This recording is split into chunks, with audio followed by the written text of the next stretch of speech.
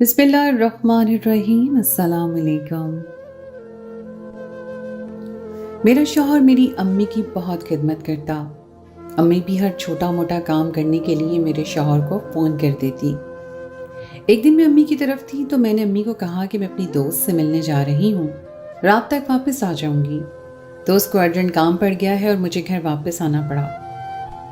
घर का दरवाज़ा खुला था, मैं सीधा अम्मी के कमरे में चली गई। जो मंजर मैंने देखा उसे देखकर तो मेरी रूह फना हो गई, क्योंकि एक बेटी के लिए उसकी माँ उसकी आइडियल होती है। लेकिन मैं जब भी अपनी माँ को देखती एहसास कमतरी का शिकार हो जाती थी। मेरी माँ किसी ताज़ा हवा के झोंके की तरह तरोताज़ा थी और मेरी माँ की खूबसूरती के चर्चे हर जगह थे, जबकि मैं अपनी माँ से बिल्कुल मुख्तलिफ थी। मेरी माँ अगर खिलता हुआ गुलाब थी तो मैं उसके आगे मुरझाई हुई कली। सफ़ेद रंगत, गुलाबी होंठ, दराज कद और लंबे लंबे बाल मेरी माँ को हर महफिल में मुमताज़ बना दिया करते थे। मैं अक्सर ही अम्मी के साथ कहीं जाने से कतराती थी, क्योंकि लोगों की नज़र मेरी माँ पर से हटती ही नहीं थी और जो भी मुझे देखता वो एक दफ़ा ज़रूर पूछता कि मैं किस पर गई हूँ। इस सवाल पर मुझे बहुत सी शर्मिंदगी का एहसास करना होता। मैं बिल्कुल अपने बाप की जैसी थी और शायद यही मेरा कसूर था। मेरी माँ मुझे खुद भी अपने साथ कहीं लेकर नहीं जाया करती थी। शायद उन्हें भी मेरी वजह से शर्मिंदगी का सामना करना पड़ता था। मैं आहिस्ता आहिस्ता जवान हो रही थी, लेकिन मेरी माँ तो मुझसे भी कहीं ज्यादा जवान होती जा रही थी। अक्सर ही वो आधी रात को जर्क बर्क लिबास पहनकर जेवरात में लद कर घर में ऐसे घूमती जैसे कोई महफिल शुरू होने वाली हो। ऐसा महसूस ही नहीं होता था कि वो एक बेवा औरत है। उन्हें देखकर अक्सर किसी नई दुल्हन का गुमान होता था। मुझे अपनी माँ के रंग ढंग कुछ अजीब से महसूस होते थे। बचपन से ही मैं उन्हें इसी तरह देख रही थी, लेकिन अब तक इन सब चीज़ों की आदी नहीं हुई थी। मैं स्कूल से कॉलेज में आ गई थी। एक दफ़ा मेरी कॉलेज की दोस्तें घर आईं तो उन्हें यकीन ही नहीं आया कि मेरी अम्मी ही दरअसल मेरी माँ है। ज़माने की हवा मेरी माँ को छू कर भी नहीं गुजरी थी और मेरी बड़ी बहन मालूम होती थी। मेरी दोस्तें भी उन्हें बड़ी बहन ही समझी थी और जब मैंने उन्हें बताया कि ये मेरी माँ है तो वो हैरान हो गई। उस दिन के बाद से मैंने कभी अपनी दोस्तों को घर नहीं बुलाया और ना ही मैं किसी से अपनी माँ का तारुफ करवाती। मेरी माँ हमेशा सच समझ कर एक जवान लड़की की तरह तैयार रहती, जबकि मैं उम्र से भी पहले ही बड़ी नजर आने लगी थी। लोगों के रवैयों ने मुझे वक्त से पहले बूढ़ा कर दिया था। जिंदगी बहुत ज्यादा कठिन का शिकार थी। मुझे अपनी ही माँ से हसद होने लगा था, जबकि मेरी जिंदगी में फरहान किसी ताज़ा हवा के झोंके की तरह आया और मेरी बेरंग जिंदगी में पहाड़ बनकर छा गया। फरहान से मेरी पहली मुलाकात कॉलेज के बाहर हुई थी और देखते ही देखते हम दोनों के दरमियान फ़ोन नंबर्स का तबादला हुआ था। वो अपने किसी कज़न को लेने के लिए कॉलेज के बाहर आया था और रश की वजह से मैं उससे बुरी तरह टकरा गई थी, लेकिन वहीं से मेरी किस्मत का दरवाज़ा खुल गया। फरहान को मेरी सादगी से मोहब्बत हो गई थी और मुझे फरहान की मीठी मीठी बातों से। फरहान मोहब्बत के सिलसिले को आगे बढ़ाना चाहता था, इसलिए वो मेरी माँ से मिलने के लिए इसरार करने लगा। फरहान को अपनी माँ से मिलवाने के नाम पर ही मुझे खौफ महसूस हो रहा था कि कहीं वो भी लोगों की तरह ये ना पूछ बैठता कि मेरी माँ इतनी हसीन है तो मैं किस पर गई हूँ। मुझे तो अपनी माँ की जवानी से भी खौफ आता था, लेकिन मैं भी फरहान से शादी के रिश्ते में बंधना चाहती थी। इसीलिए मजबूरन मैंने अपनी माँ को फरहान के बारे में बता दिया और फरहान को उनसे मिलने के लिए घर बुलाया। फरहान के माँ बाप दुबई में अपनी बेटी के पास रहते थे और फरहान यहाँ अकेला ही था। वो हमारे घर आया तो अम्मी ने मुझे सख्ती से कहा कि मैं अपने कमरे से बाहर ना आऊं, वो अकेले में खुद ही उससे बात करेंगी। अम्मी की बात सुनकर मुझे घबराहट होने लगी थी। न जाने अम्मी उससे क्या बात करती या फिर फरहान उनसे क्या कहता। अम्मी और फरहान 1 घंटे तक कमरे में बंद रहे और ये 1 घंटा मैंने कांटों पर गुजारा। 1 घंटे के बाद अम्मी जब कमरे से आईं तो उनके चेहरे पर बहुत ही दिलकश मुस्कुराहट थी। वो मुझे गले लगाकर कहने लगी कि फरहान बहुत ही अच्छा लड़का है, तुमने तो अपने लिए हीरा चुन लिया है। अम्मी की बात ने मुझे हैरान कर दिया था, क्योंकि आज तक अम्मी ने कभी मेरी पसंद को नहीं सराहा था, बल्कि तो मेरी हर बात पर नुक्ताचीनी किया करती थी। लेकिन मैं ये सोचकर मुतमईन होगी कि वाकई फरहान एक अच्छा और नेक लड़का है। वो बहुत हैंडसम और वजीह था। पहली ही नज़र में कोई भी इस पर फरेफ्ता हो जाता। فرحان کی باتوں نے شاید میری ماں کا دل بھی جیت لیا تھا۔ امی نے 6 مہینے کی شادی کی ڈیٹ فکس کر دی کیونکہ 6 مہینے بعد فرحان کے ماں باپ کچھ دنوں کے لیے پاکستان آنے والے تھے۔ ان کی موجودگی میں ہی ہماری شادی ہونی تھی۔ فرحان کے ساتھ رشتہ جڑنے پر میں ہواؤں میں اڑ رہی تھی۔ مجھے ساری زندگی ایسا ہی لگتا رہتا تھا کہ میری ماں کی خوبصورتی میرے مستقبل کے لیے بدصورت بن جائے گی، لیکن ایسا کچھ بھی نہیں ہوا تھا۔ بہت آسانی سے میں اپنی محبت کو اپنی زندگی میں شامل کر چکی تھی۔ میرے اور فرحان کے رشتے کو 1 ہفتہ بھی نہیں گزرا تھا کہ فرحان نے پابندی سے ہمارے گھر آنا شروع کر دیا۔ امی نے مجھے فرحان کے سامنے جانے سے سختی سے منع کر دیا تھا۔ وہ خود ہی فرحان کی آؤ بھگت کرتی اور گھنٹوں اس کے ساتھ ڈرائنگ روم میں بیٹھی رہتی۔ میں سارا وقت اپنے کمرے میں بند رہتی یا امی مجھے کپڑے دھونے کے لیے چھت پر بھیج دیا کرتی۔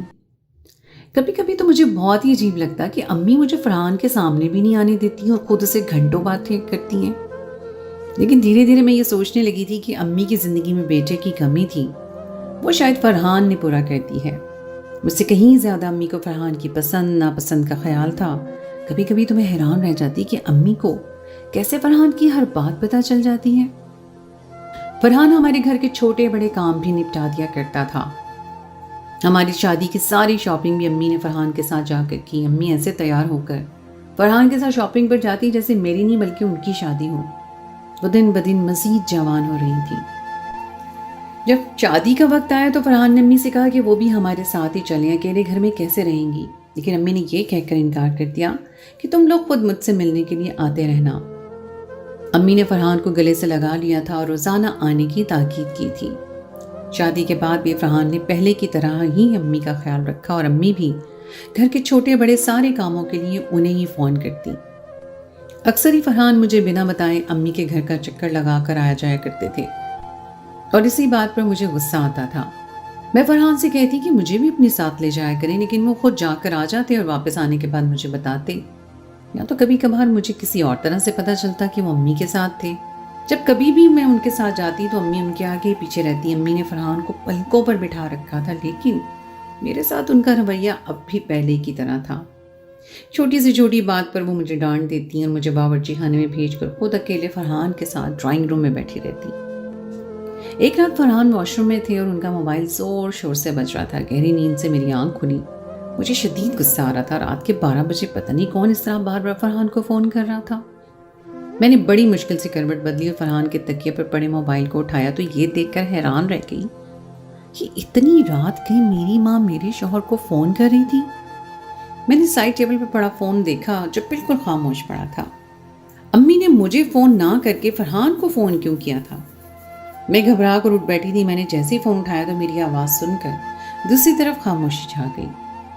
میں بہت زیادہ پریشان ہو گئی تھی۔ میں نے امی سے پوچھا بھی سب خیریت تو ہے نا، لیکن امی کہنے لگی بس ایسے ہی تم لوگوں کی یاد آ رہی تھی تو فون کر لیا۔ مجھے امی کی بات کچھ زیادہ ہی عجیب لگی تھی۔ امی نے مجھ سے بس چند رسمی جملے کہے اور فون رکھ دیا۔ اتنے میں فرحان واش روم سے نکل کر آ گئے تھے۔ میرے ہاتھ میں اپنا فون دیکھ کر ان کے چہرے پر عجیب سے تاثرات آ گئے۔ میں نے انہیں بتایا کہ امی کا فون تھا، اس لیے میں نے فون اٹھا لیا۔ میری بات سن کر فرحان نے یہ تک نہیں پوچھا کہ امی نے فون کیوں کیا، بلکہ خاموشی سے اپنا فون لے کر بیٹھ گئے۔ پہلے امی کا رویہ بہت ہی عجیب لگ رہا تھا، اب تو فرحان کی خاموشی بھی مجھے سمجھ نہیں آئی۔ میرے شوہر کو کم از کم یہ تو پوچھنا چاہیے تھا کہ میری ماں خیریت سے ہے بھی یا نہیں، اور اتنی رات گئی انہوں نے فون کیوں کیا تھا، جبکہ فرحان کو تو ہمیشہ ہی امی کا بہت خیال رہتا تھا۔ میں کروٹ بدل کر سونے کے لیے لیٹ گئی۔ صبح سے میرے سر میں بہت درد تھا اور میں سر درد کی دوا کھا کر ہی سوئی تھی۔ امی کو صبح فون کرنے کا سوچتے ہوئے میں نے آنکھیں موند کر لیٹ گئی۔ دوبارہ سے نیند لگنے کا نام ہی نہیں لے رہی تھی اور سر کا درد شدت اختیار کر گیا تھا۔ مجھے آنکھیں بند کیے لیٹے زیادہ دیر نہیں گزری تھی کہ جب فرحان کمرے سے نکل کر باہر چلے گئے۔ فرحان اتنی رات کو باہر کیا کرنے گئے تھے جبکہ سردی زوروں پر تھی؟ سر میں درد سے ٹیسیں بڑھتی جا رہی تھیں۔ تھوڑی دیر بعد فرحان کا انتظار کرنے کے بعد میں انہیں دیکھنے کے لیے کمرے سے باہر نکلی تو وہ لاؤنج میں بیٹھے فون پر بات کر رہے تھے۔ اتنی رات میں وہ کس سے بات کر رہے تھے کہ جس کے لیے انہیں کمرے سے باہر نکل کر لاؤنج میں بیٹھنا پڑا تھا؟ ہمارا لاؤنج بہت ہی ٹھنڈا رہتا تھا۔ فرحان کو جیسے ہی میری آواز سنائی دی انہوں نے فوراً فون بند کر کے رکھ دیا۔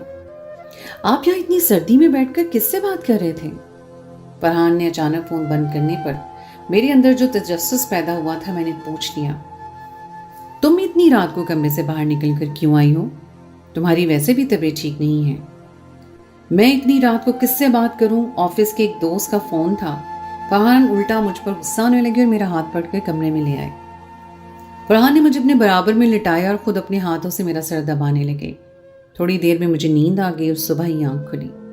فرحان شیشے کے آگے کھڑے آفس جانے کے لیے تیار ہو رہے تھے۔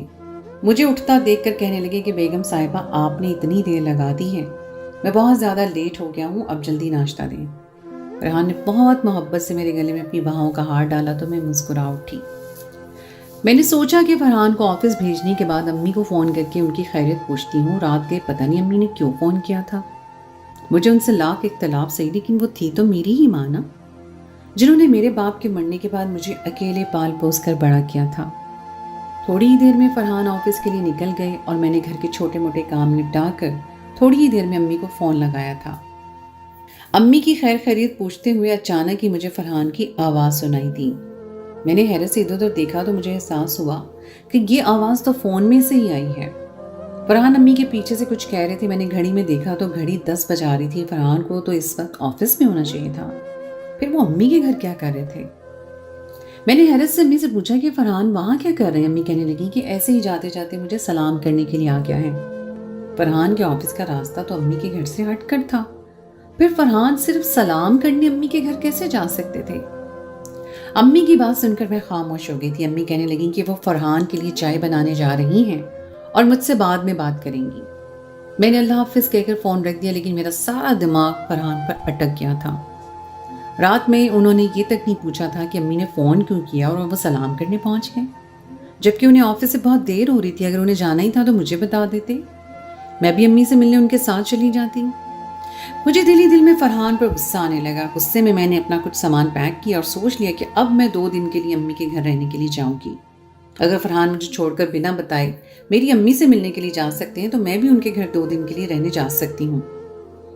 میں جانتی تھی کہ فرحان میرے بغیر ایک رات بھی نہیں گزار سکتے، اور اسی لیے میں نے جان بوجھ کر انہیں تڑپانے کے لیے یہ منصوبہ بنایا۔ شام کو فرحان گھر آئے تو سامان بندھا ہوا دیکھ کر حیران ہو گئے۔ میں نے فرحان سے صاف صاف کہہ دیا کہ وہ مجھے 2 دن کے لیے امی کے گھر چھوڑ آئیں اور امی کے گھر چکر تک نہ لگائیں۔ میں انہیں اپنے لیے تڑپانا چاہتی تھی، اور ایسے ہی ہوا۔ فرحان نے فوراً ہی مجھے اپنے بازوں میں سمیٹا اور کہنے لگے کہ میں تمہارے بغیر نہیں رہ سکتا۔ فرحان کی بات سن کر میں دل ہی دل میں خوش ہو گئی تھی، لیکن میں انہیں یہ بات نہیں بتانا چاہتی تھی، اس لیے میں نے اپنا سامان اٹھایا اور انہیں کہہ دیا کہ اب میں 2 دن بعد ہی واپس آؤں گی۔ فرحان نے مجبوراً مجھے امی کے گھر تو چھوڑ دیا، لیکن آخر وہ یہی کہتے رہے کہ وہ میرے بغیر رہ نہیں سکتے۔ میں نے سختی سے فرحان کو کہا کہ اب وہ 2 دن سے پہلے مجھے لینے کے لیے نہیں آئیں گے اور نہ ہی ملنے کے لیے آئیں گے۔ میں چاہتی تھی کہ وہ میرے بغیر 2 دن گزاریں اور انہیں میری اہمیت اور حیثیت کا احساس ہو۔ میں نے فرحان کو دروازے سے ہی واپس بھیج دیا تھا اور وہ خود اندر چلی گئی۔ امی نے مجھے اکیلے دیکھا تو فوراً ہی فرحان کا پوچھنے لگی، اور جیسے ہی میں نے امی کو بتایا کہ میں نے فرحان کو 2 دن کے لیے آنے کے لیے منع کر دیا ہے تو امی کے چہرے کا رنگ بدل گیا اور وہ غصہ ہو گئی۔ مجھے کہنے لگی کہ فرحان کو بھی اپنے ساتھ ہی رہنے کے لیے لے آتی، وہ اکیلا گھر میں کیا کرے گا۔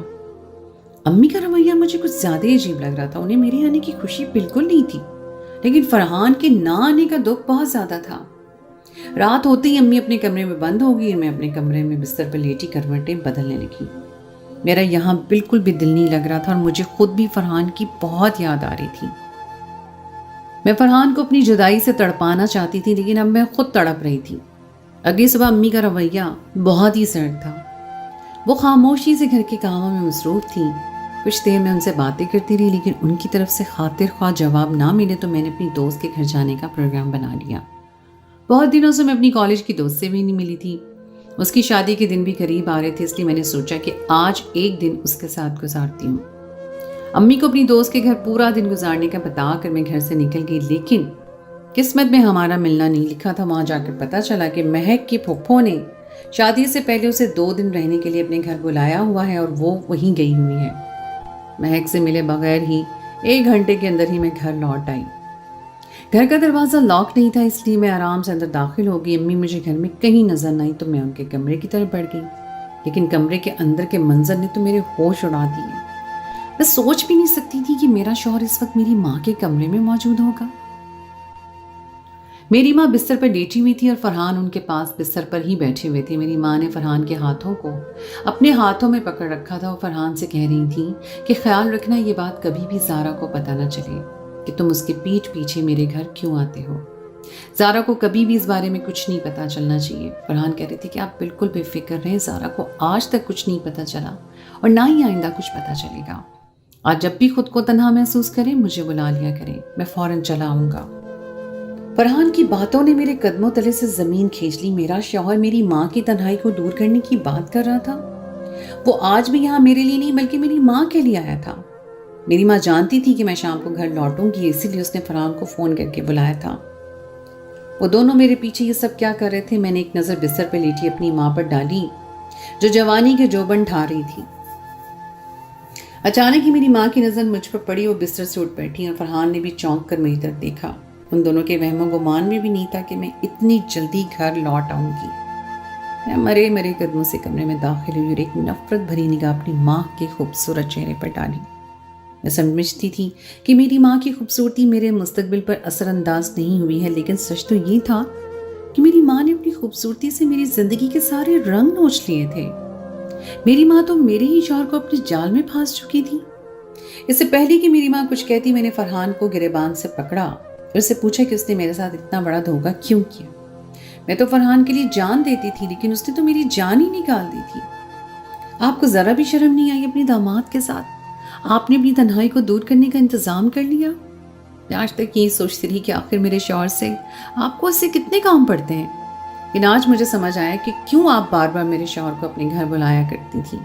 मेरे बाप के मरने के बाद से आपसे अपनी जवानी संभाली नहीं जा रही थी, इसीलिए आपने फरहान को अपना शिकार बना लिया। इससे पहले कि अपनी माँ को मैं मजीद कुछ कहती, फरहान ने एक सन्नाटेदार थप्पड़ मेरे चेहरे पर मारा और कहने लगे कि मैं सोच भी नहीं सकता था कि तुम्हारा दिल इस कदर बदसूरत होगा कि तुम्हें अपनी माँ ही बदकिरदार नजर आएगी। तुम्हारी माँ को 1 साल पहले कैंसर हो गया, जिसकी वजह से वो बहुत ज्यादा तकलीफ में थी। तुम्हारी माँ हर पल तुम्हारे मुस्तकबिल को लेकर फिक्रमंद थी और जब तुम मुझे अपनी माँ से मिलवाने के लिए घर लाई थी तो उसी दिन तुम्हारी माँ ने मुझे अपनी बीमारी के बारे में सब कुछ बता दिया था। तुम्हारी माँ नहीं चाहती थी कि तुम्हें इस बारे में कुछ भी पता चले। मैं तुम्हारे घर इसलिए पाबंदी से आता था कि तुम्हारी माँ को देख सकूं, उनकी दवाइयों का ख्याल कर सकूं और डॉक्टर के पास लेकर जा सकूं। फरहान की बात ने मेरे होश उड़ा कर रख दिए थे। मैंने एक नज़र अपनी माँ पर डाली जो बेबसी की दास्तान बनी आंसू बहा रही थी। मुझे फरहान की किसी बात पर यकीन ही नहीं आ रहा था। मेरी बात तो बिल्कुल जवान और हसीन नजर आती थी, फिर उन्हें कैंसर जैसी बीमारी कैसे हो सकती थी। मैंने बेयकीनी के आलम में अपनी माँ के पास देखा तो मेरी माँ ने मेरा हाथ पकड़कर कहने लगी कि मैं सिर्फ 14 साल की थी जब मेरी शादी तुम्हारे बाप से हो गई और अगले साल तुम मेरी गोद में चली आई। मैं बहुत ज़्यादा खूबसूरत थी और तुम्हारा बाप मेरे मुकाबले में वाजिबी सी शक्ल सूरत का मालिक था और यही बात उससे बर्दाश्त नहीं हुई थी। तुम्हारे बाप ने मुझ पर बहुत जुल्म किया और मेरे घर से निकलना तक बंद कर दिया और छोटी सी छोटी बात पर मुझे शक करता। खुदा के करना ऐसा हुआ कि तुम सिर्फ 3 साल की थी और तुम्हारा बाप अचानक हादसे में इंतकाल कर गया। तुम्हारे बाप के इंतकाल के बाद मैं आज़ाद हो गई और 3 साल मैंने जिस घुटन में गुजारे थे उन लम्हों की अजियत से निकलने के लिए मैंने सजना संवरना शुरू कर दिया। मैं बहुत कम उम्री में माँ बन गई थी, इसलिए मैं जवान होती गई और तुम बड़ी होती चली गई। माजी की अजियतों को भुलाने के लिए महफिलों में जाने लगी, लेकिन तुम हूबहू अपने बाप का चेहरा लेकर दुनिया में आई थी और इसी वजह से लोग तुम में और मुझ में फ़र्क करने लगे। आहिस्ता आहिस्ता मुझे ये एहसास सताने लगा कहीं तुम एहसास कमतरी का शिकार ना हो जाओ, इसलिए मैंने खुद से तुम्हें दूर कर दिया। मैं जानबूझकर तुम्हारे साथ कहीं नहीं जाती थी। एक दिन तुम्हारी दोस्तें आई, उन्होंने भी मुझ में और तुम में इतना फ़र्क किया तो उस दिन मैंने तुम्हारे चेहरे पर अपने लिए नफ़रत के कुछ रंग देखे। उस दिन मैं अपने आप में मर गई थी क्योंकि मेरी ज़िंदगी में तुम्हारे सिवा तो कोई था ही नहीं और मैं जान गई थी कि तुम मुझे नापसंद करने लगी हो। जब फरहान मुझसे मिलने आया तो मैं बहुत खुश थी। तुमने अपने लिए एक बेहतरीन साथी का इंतखाब किया है, लेकिन तुम्हें दुख से बचाने के लिए मैंने अपनी बीमारी के बारे में तुम्हें कुछ नहीं बताया, लेकिन फरहान को सब कुछ बता दिया क्योंकि मुझे भी किसी सहारे की ज़रूरत थी। फरहान ने एक बेटे की तरह मुश्किल वक्त में मेरा साथ दिया और मुझे डॉक्टर के पास लेकर जाने लगा।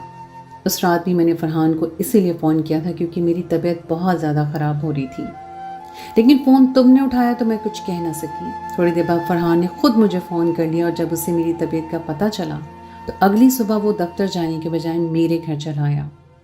मेरे कहने पर ही उसने तुम्हें कुछ नहीं बताया था और मैं फरहान की कोई गलती इसमें नहीं समझती। मेरी वजह से तुमने अपनी जिंदगी का एक बड़ा हिस्सा अजियत में गुजारा है, इसलिए मैं तुमसे माफ़ी मांगती हूँ। मेरी माँ मेरे आगे हाथ जोड़कर ज़ारो कतार रो रही थी और मैं सदमे के आलम में अपनी माँ को देख रही थी। मेरी माँ तो अपने अंदर एक जंग लड़ रही थी और मैं उसे ही अपना हरीफ समझ बैठी थी। मेरी माँ अगर खूबसूरत और जवान लगती थी तो इसमें इसका कोई कसूर नहीं था। वो जवानी में ही बेवा हो गई थी, इसका मतलब ये हरगिज नहीं था कि उसे जीने का हक छीन लिया जाता।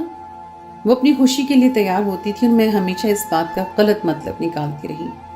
मैंने पूरा सच जाने बगैर ही अपनी माँ और अपने शौहर पर इल्ज़ाम तराशी की थी, और जब सच मेरे सामने आया तो इन दोनों से नजरें मिलाने के मैं काबिल न रही।